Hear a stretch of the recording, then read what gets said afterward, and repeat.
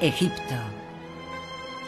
Con un vistazo basta para ver la multitud de civilizaciones que aquí se han asentado.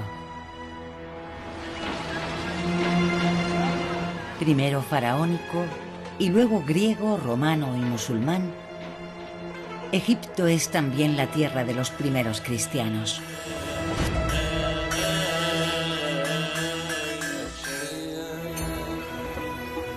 Su historia se remonta a la noche de los tiempos. Para contar la epopeya de estos cristianos, hay un museo único en Oriente, el Museo Copto del Cairo.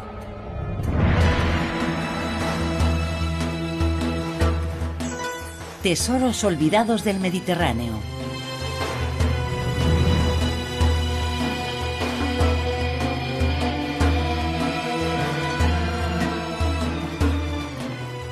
El Museo Copto de El Cairo, Egipto.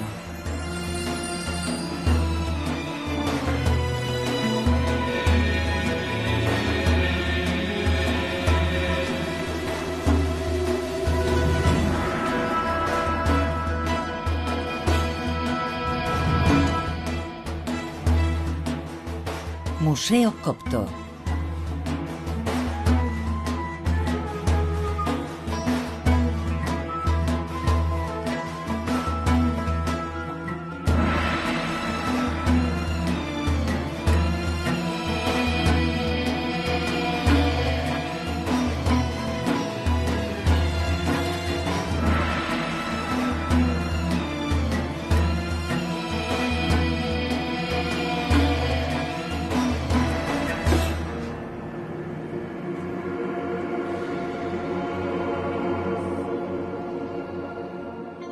Tras la muerte de Cleopatra, en el año 33 a.C., los romanos toman posesión del país.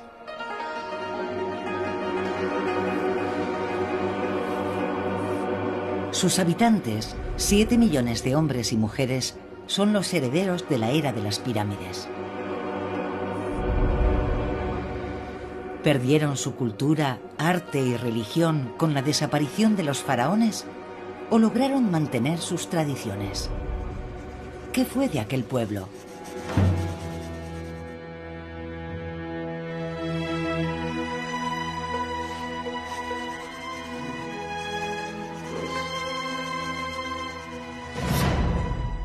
Me llamo Inianos. Nací en el antiguo Egipto y les contaré nuestra historia. Sí, los faraones desaparecieron, pero nosotros, el pueblo copto, sobrevivimos. No abandonamos a nuestros dioses. Todo comienza en el año 0 de nuestra era. Por aquel entonces yo era zapatero, un zapatero normal y corriente, hasta que ocurrió algo que cambió mi vida por completo.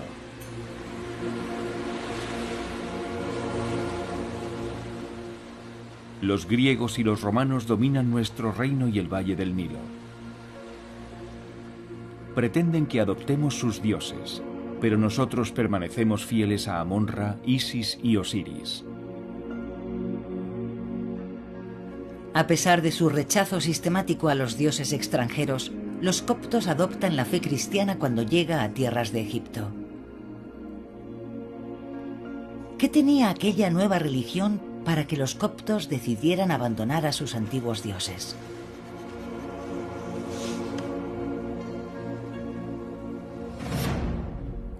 Habían pasado 80 años desde la muerte de Cleopatra. Como todos los días, estoy trabajando en mi taller y entra un hombre. Dice llamarse Marcos, viene de lejos y necesita que le repare unas sandalias. Cuando le pregunto de dónde viene, me da la más increíble de las noticias. Un nuevo faraón ha venido a salvarnos. ¿Su nombre? Cristo. Escucho a Marcos y le creo. Me bautiza allí mismo en el taller y me convierto en el primer cristiano de Egipto.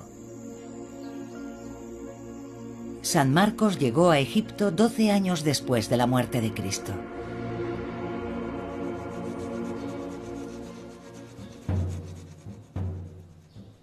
Yo, Inianos, un humilde zapatero, me convierto en discípulo de Marcos.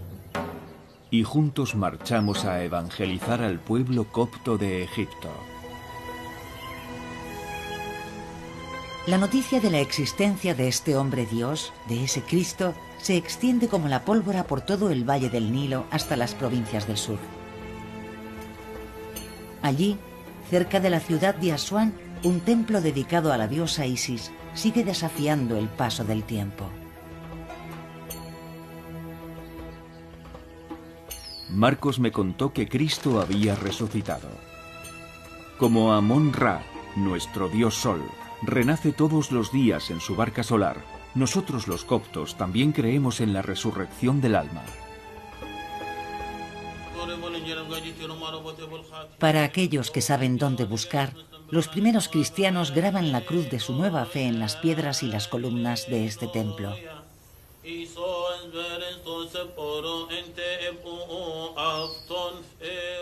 Allí donde los sacerdotes de los faraones veneraban a los antiguos ídolos, los cristianos acondicionan en el siglo I la capilla más antigua de Egipto.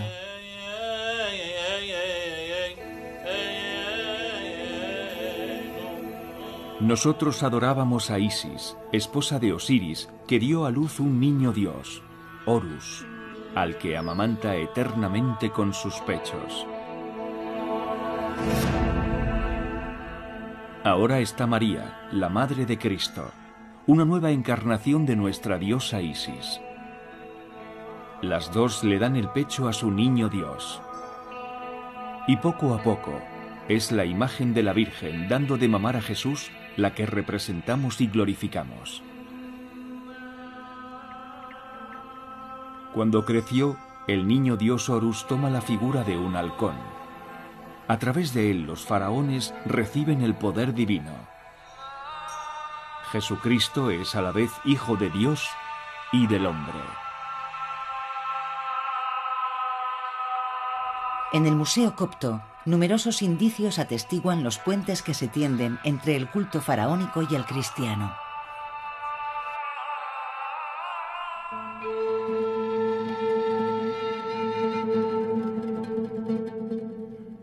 Abandonamos la momificación.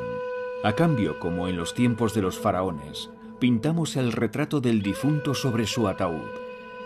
De esta forma, el alma, tras la resurrección, podrá reconocer su propio cuerpo para unirse a él en la vida eterna. Con el paso del tiempo, nuestra cruz egipcia, el Anj, toma la forma de la cruz en la que Jesús fue crucificado por los romanos.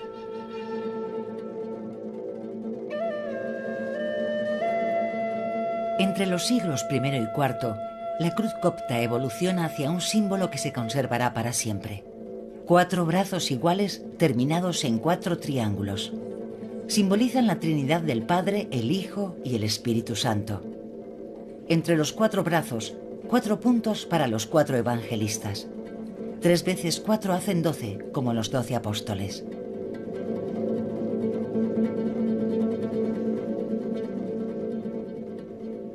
Sobre las lápidas, el dios Anubis, con la cabeza de un chacal, señor de la muerte, sigue siendo la más persistente de las deidades faraónicas. El dios chacal reina en el más allá, pesa el alma de los difuntos para abrir la vía de la resurrección o de la condena eterna. Lo encontramos sobre las estelas de los difuntos hasta el siglo VI. Su figura evoluciona hasta la época medieval.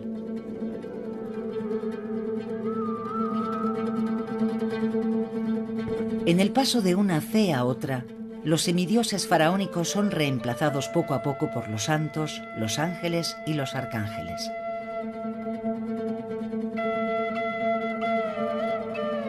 Las alas de los buitres y otras rapaces divinas se transforman en alas de ángeles.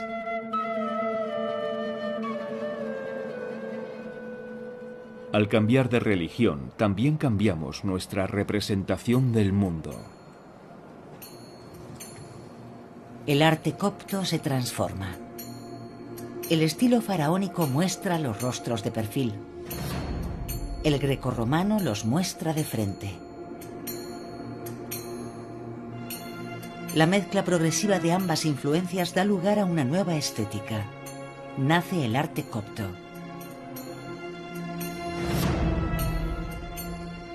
En lugar de esos ojos tan desmesuradamente alargados de nuestros antiguos perfiles faraónicos, ahora dibujamos miradas grandes y abiertas. Una manera de expresar nuestro deseo de abrir el alma a Dios y a los misterios del más allá.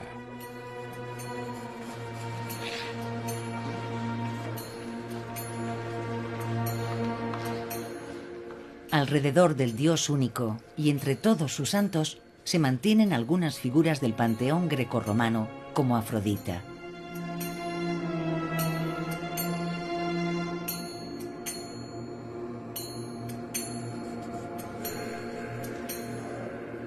Es la diosa de la feminidad, la belleza y el amor. Nació en el mar de una concha, símbolo de nacimiento y resurrección, como Isis, que surgió de las aguas del Nilo.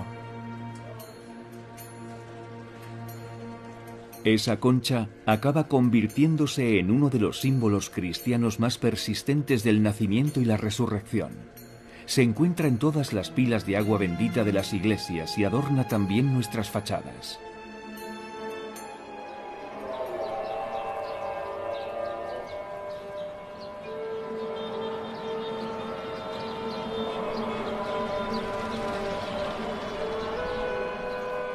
Hoy, los descendientes coptos de aquellos primeros cristianos conforman cerca del 10% de los 94 millones de habitantes del Egipto moderno.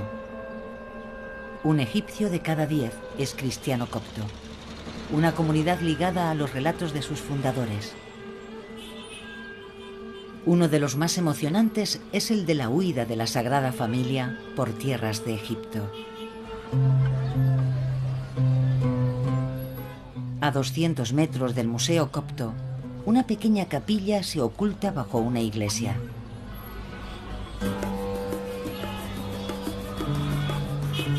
Está a 14 metros por debajo del nivel de la ciudad, allí donde estaba el suelo hace 2000 años, en la época de Cristo.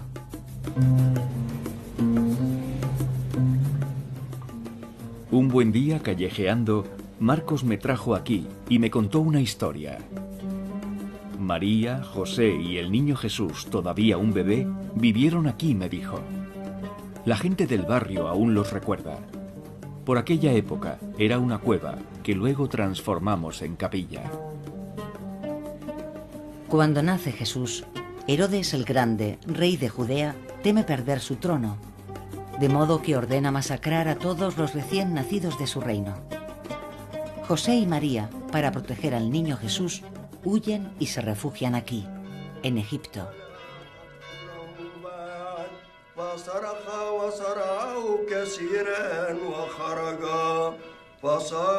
2000 años más tarde, los coptos todavía rezan en el corazón de esta cueva. Cuentan que en sus cantos aún se pueden escuchar las melodías y las melopías entonadas en tiempos de los faraones.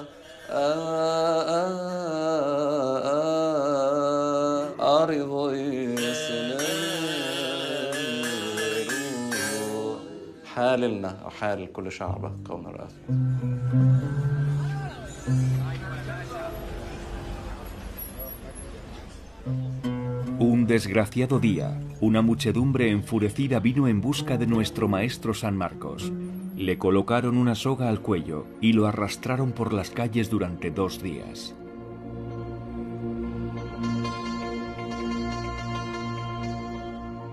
Aquel fue el comienzo de las persecuciones, de un tiempo trágico que nosotros llamamos la Era de los Mártires.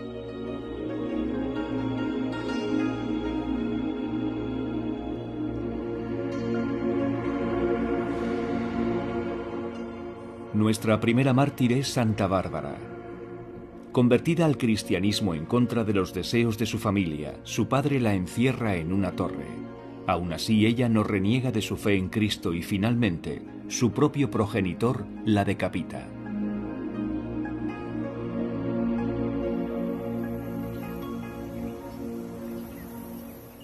Los cristianos no ceden. Impotentes, los romanos acaban expulsándolos de las ciudades. Los llevan lejos, al sur, y entre la arena y los templos del Alto Egipto organizan una metódica masacre. Uno de los lugares más siniestros a donde nos conducen los romanos es este templo de Com Ombo. Aquí nos arrojaban por decenas, hombres, mujeres y niños, a profundos pozos alimentados por el Nilo y atestados de cocodrilos.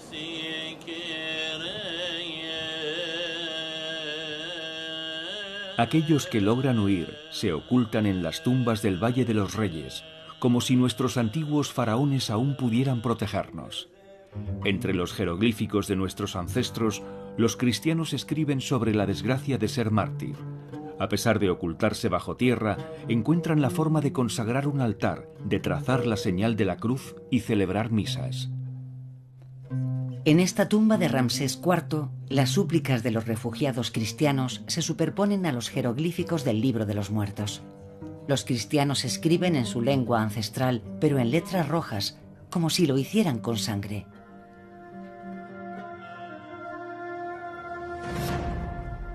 Con la muerte de San Marcos me convierto en patriarca, el primer papa de nuestra Iglesia.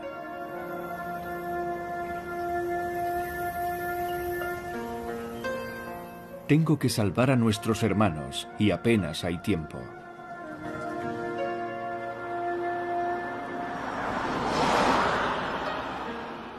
Organizo pequeños grupos que disperso por el desierto y les encargo dos misiones: sobrevivir y multiplicarse.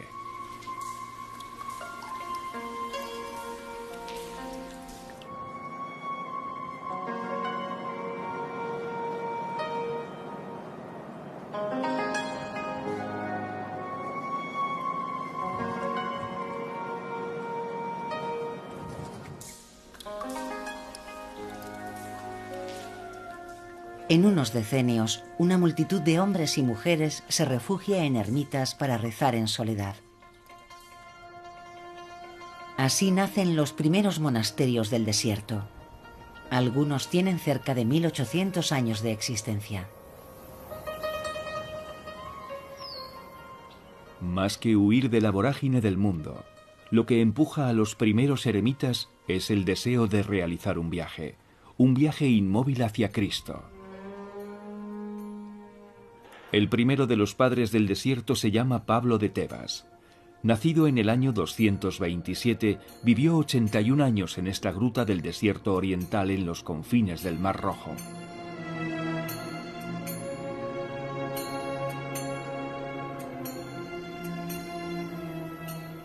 Una noche poblada de sueños, Dios le revela a Antonio Abad, otro eremita, la existencia de Pablo.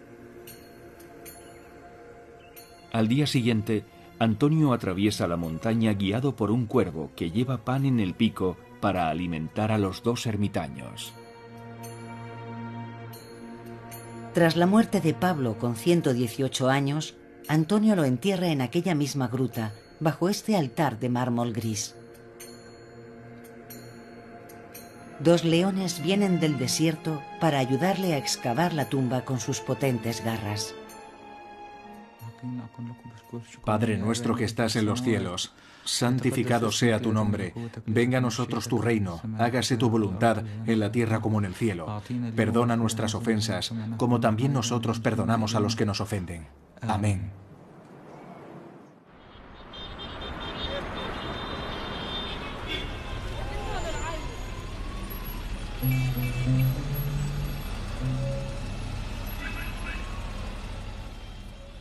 Pero no todos nuestros monasterios resisten la prueba del tiempo.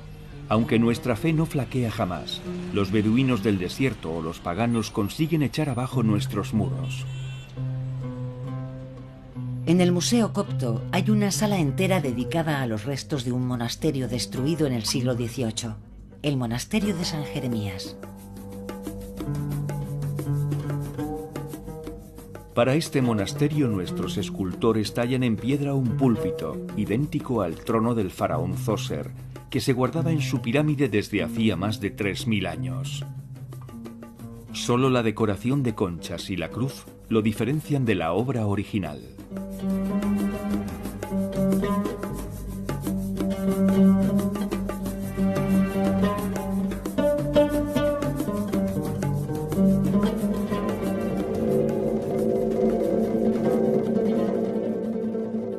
En el año 312 el emperador Constantino se convierte. Roma es ahora cristiana y por fin cesan las persecuciones. Con la libertad de culto, los coptos recuperan también la libertad para escribir. La administración exige el uso de una lengua común y práctica, y el griego se impone. Sin embargo, los coptos siguen hablando su idioma, y en cuanto al lenguaje escrito, sus escribas van abandonando poco a poco los jeroglíficos para usar una nueva escritura más universal. La crean a partir del alfabeto griego, al que añaden 7 signos coptos para expresar 7 sonidos que solo existen en su lengua ancestral.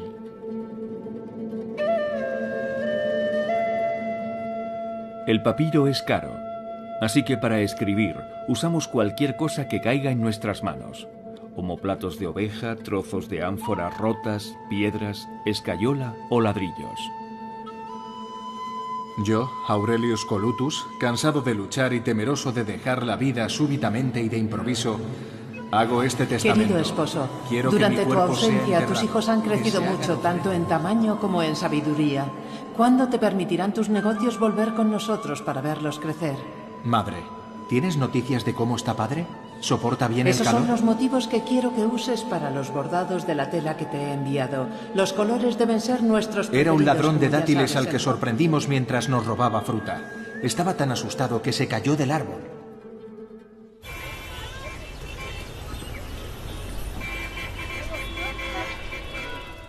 Ahora ya podemos vivir nuestra fe a la luz del día y construir nuestras iglesias sin temor. En el Cairo erigimos nuestra catedral sobre la ciudadela romana, para que sobresalga por encima de todos los edificios. Esta primera catedral es tan alta y tan grácil que más tarde recibirá el nombre de la Iglesia Suspendida. Los arquitectos coptos, hábiles herederos de los constructores de las pirámides, construyen el templo sobre los antiguos muros de la ciudad y para ello utilizan simples columnas, arcos de escayola y una estructura de madera, los elementos más ligeros que pudieron encontrar.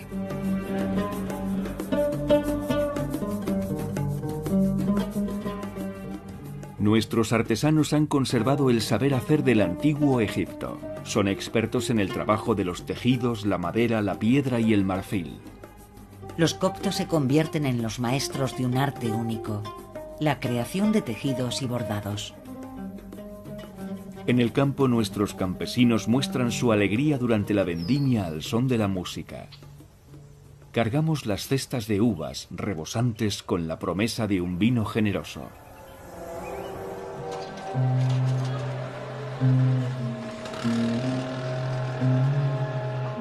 En el año 641, el general Amr ibn Alas, compañero del profeta, conquista Egipto.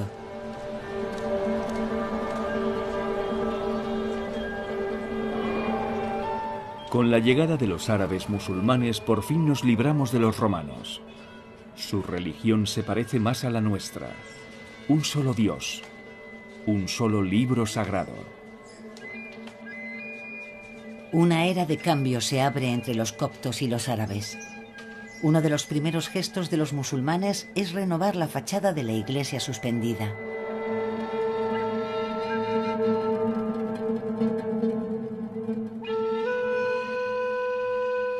El árabe se impone y los coptos traducen todos sus textos a la nueva lengua dominante.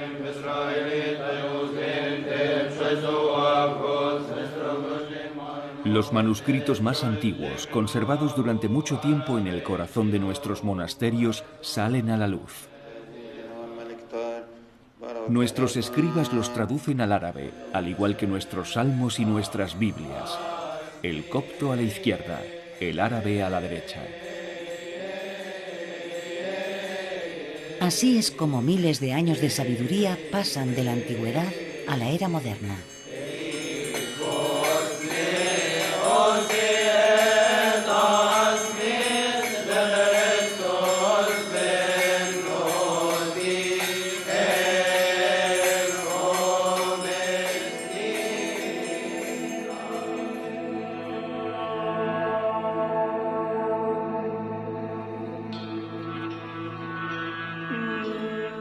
Fallecí en el año 82 después de Cristo y me enterraron junto a San Marcos.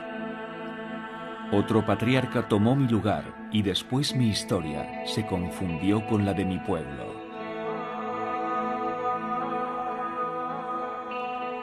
Ahora que habéis escuchado mi relato, sabéis que nosotros, los coptos, herederos de los faraones, no somos un pueblo olvidado.